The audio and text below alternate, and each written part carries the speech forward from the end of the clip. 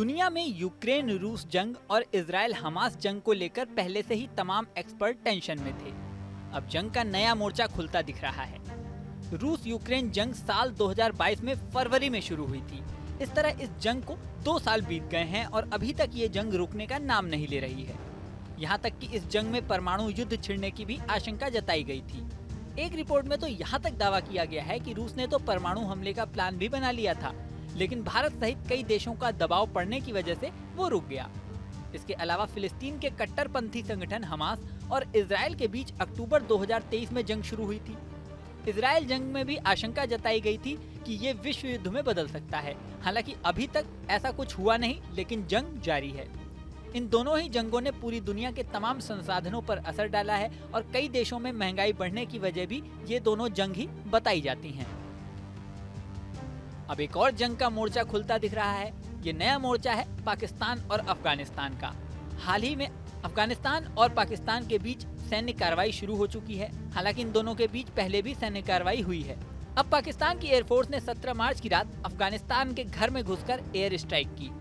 पाकिस्तानी सेना का दावा है कि अफगानिस्तान की ओर से आतंकी संगठन उनके क्षेत्र में हमले कर रहे थे। उसके जवाब में पाकिस्तान ने ये कार्रवाई की है।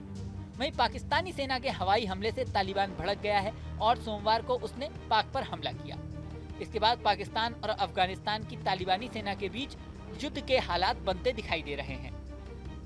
जंग जैसे हालातों के बीच तालिबान के प्रवक्ता जबीउल्लाह मुजाहिद ने कहा है कि इस इलाके में पाक ने पहले हवाई हमला किया था। ये हमले खोस्त और पाक टीका इलाके में हुए हैं। इन हमलों से नाराज तालिबान ने कहा है कि पाकिस्तान को इस हवाई हमले के परिणाम भुगतने पड़ेंगे। यहाँ तक कि अफगानिस्तान ने यह भी कहा है कि वो अमेरिका जैसा हाल पाकिस्तान का करेंगे।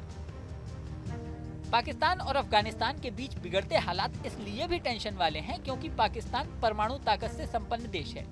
जिस तरह रूस यूक्रेन जंग में रूस के पास परमाणु हथियार हैं, उसी तरह पाकिस्तान और अफगानिस्तान में से पाकिस्तान के पास भी परमाणु हथियार हैं। पाकिस्तान के साथ एक और चिंताजनक बात है कि यहाँ पर सेना को सरकार से ज्यादा शक्तिशाली माना जाता है। ऐसे में पाकिस्तान अगर जंग में उतरता है तो टेंशन बड़ी होगी। अभी तक की सैन्य कार्रवाई की बात करें तो मीडिया रिपोर्ट के मुताबिक पाकिस्तान ने कहा है कि तालिबान सैनिकों ने डुरन लाइन पर 3 सीमा पर चौकियों पर जोरदार हमला किया। तालिबानी सैनिकों ने पाक के 3 तरफ खुर्रम कबायली जिले, उत्तरी वजीरिस्तान और दक्षिणी वजीरिस्तान में भारी हथियारों और तोपों की मदद से हमला बोला। पाकिस्तान के इलाके में कई मोर्टार और गोलियां दागी। इसलिए पाकिस्तान तालिबानी सैनिकों के हमले का जोरदार तरीके से जवाब दे रहा है। पाक वायुसेना अफगानिस्तान में मौजूद टीटीपी के ठिकानों को निशाना बना रही है। पाकिस्तान की तरफ से हुए इन हवाई हमलों पर तालिबान ने कहा है कि वो अपनी जमीन में किसी भी तरह की आतंकवादी गतिविधियों को नहीं चलने दे रहा है। पाकिस्तान ये भूल जाए कि टीटीपी आतंकी अफगानिस्तान से हमले कर रहे हैं। पाकिस्तान ने अपने हमलों में आम शरणार्थियों को निशाना बनाया है। अब तालिबानी सैनिक पाकिस्तान को करारा जवाब दे रहे हैं। इस वीडियो में फिलहाल इतना ही। बने रहें न्यूज़ नेशन पर।